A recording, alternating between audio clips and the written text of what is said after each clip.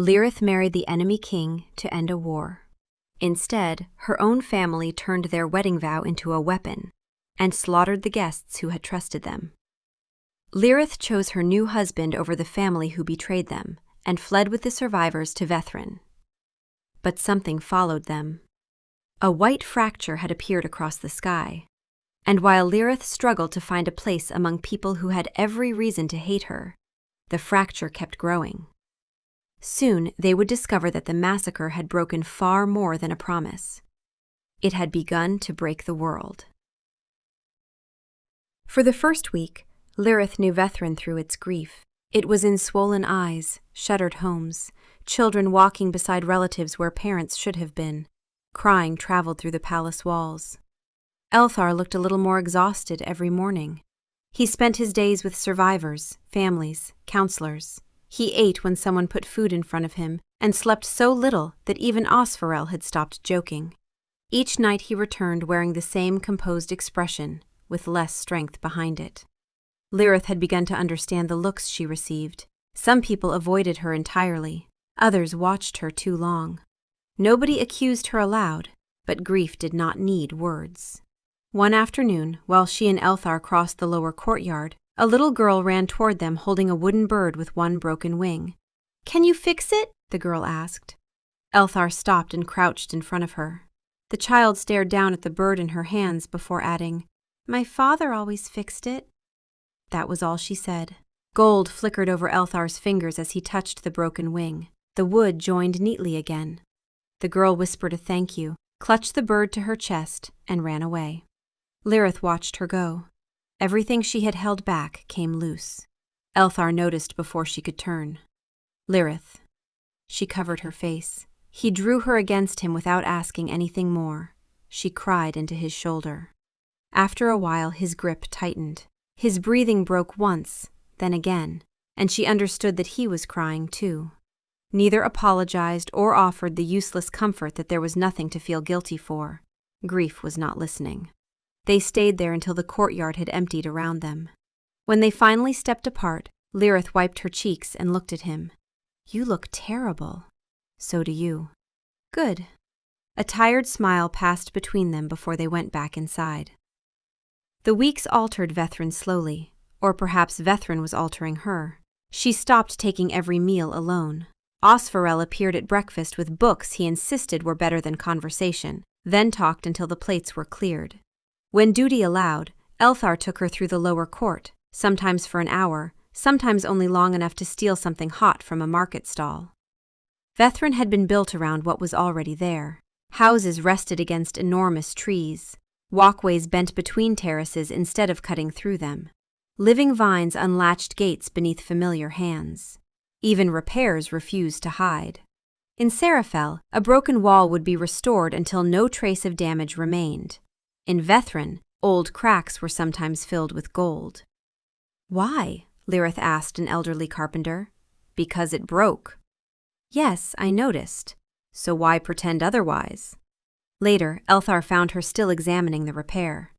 "Don't say it," Lireth warned him. Elthar raised his eyebrows. "I haven't said anything." "You were about to." "I was only wondering whether Seraphel princesses are always this suspicious of furniture." "Only foreign furniture," Lireth replied. His smile came more easily now, and she had begun to notice that hers did too. Not everyone welcomed her. Some conversations still died when she passed. Some people bowed only to Elthar.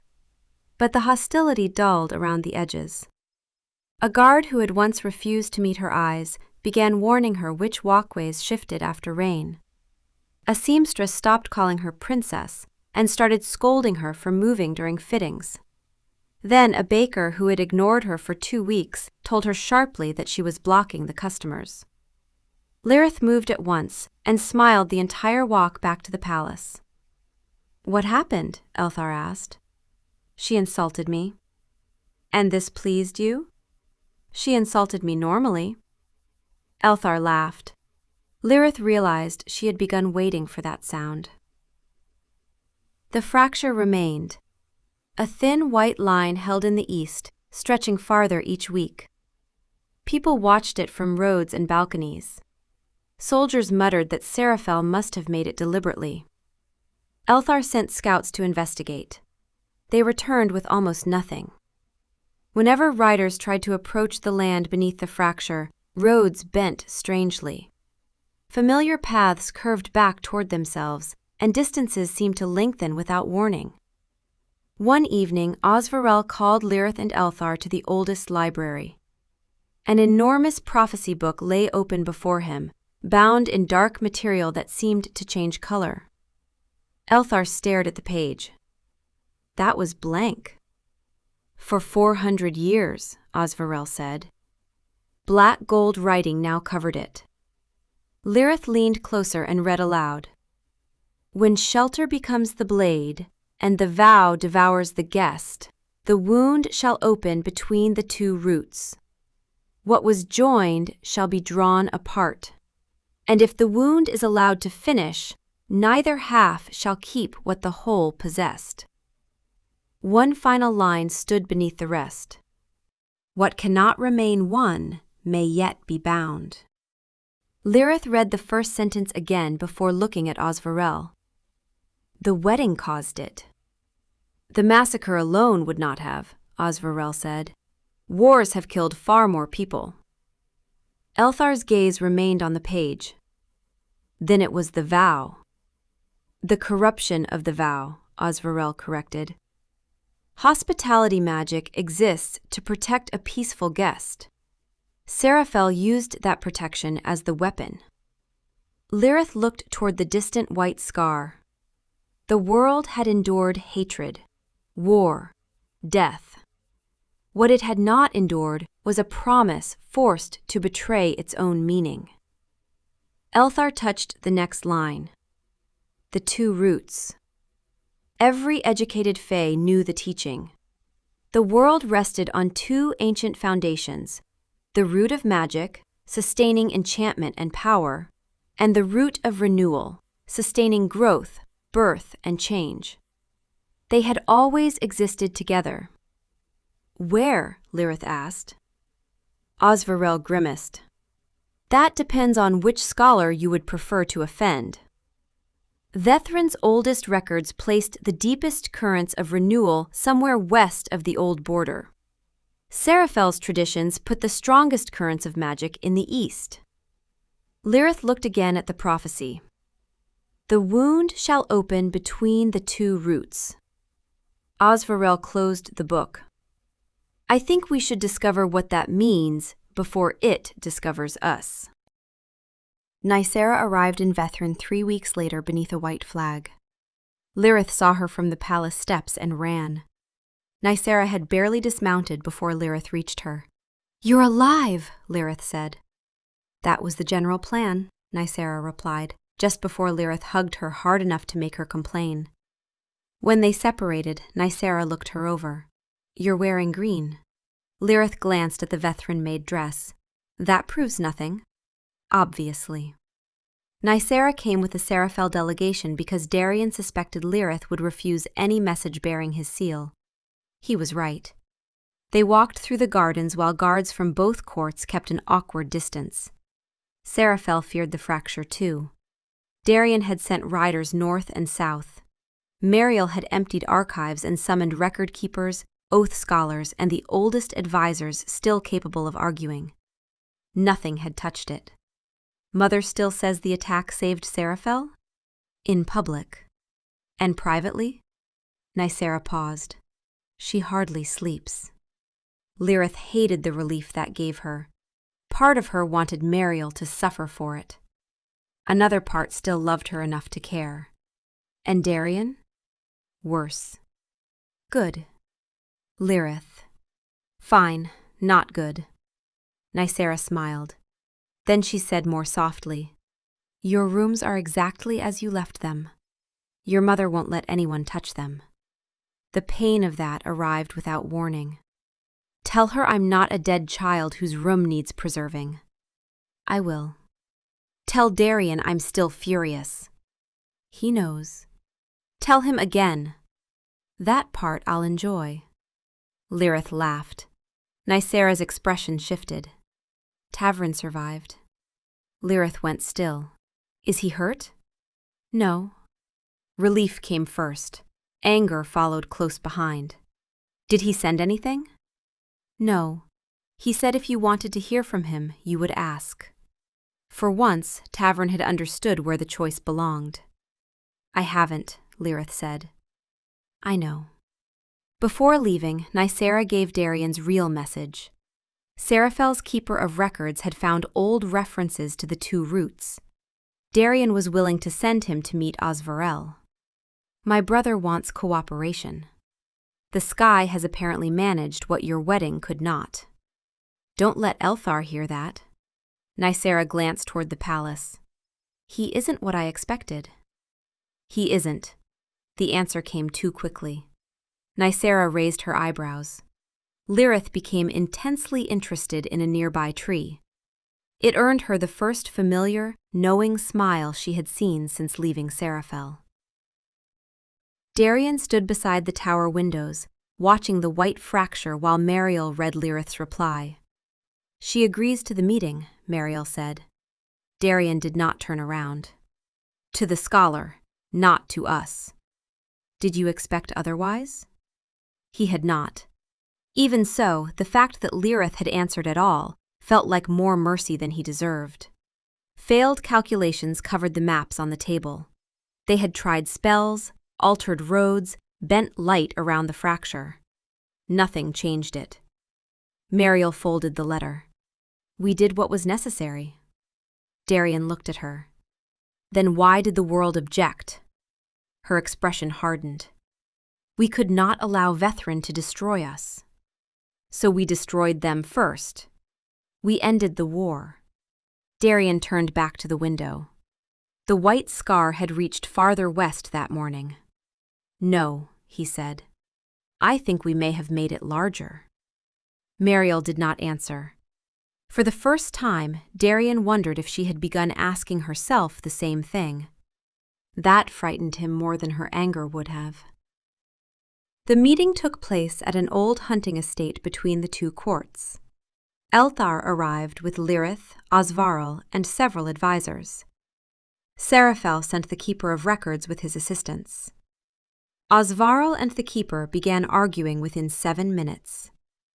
Your map is 2 centuries younger than mine, Osvarel said. The keeper looked offended. And yours was copied by a drunk. That is speculation. He signed the margin with a wine recipe. Lireth looked at Elthar. Diplomacy seems promising. Still better than the wedding, she elbowed him. For 2 days the scholars buried the room beneath maps, surveys, and insulting annotations. Lireth understood perhaps half, which Osvarel called an exceptional achievement. Vethrin's records traced renewal westward through forests, rivers, and fertile land. Seraphel's traced magic eastward through places where enchantment had always run unusually strong. At last, Osvarel laid the fracture's path across both. The pale line fell almost perfectly between them. The room tightened. For weeks they had treated the fracture as a threat following a political border. It was not. It isn't dividing Seraphel from Vethrin, she said. No, said the keeper.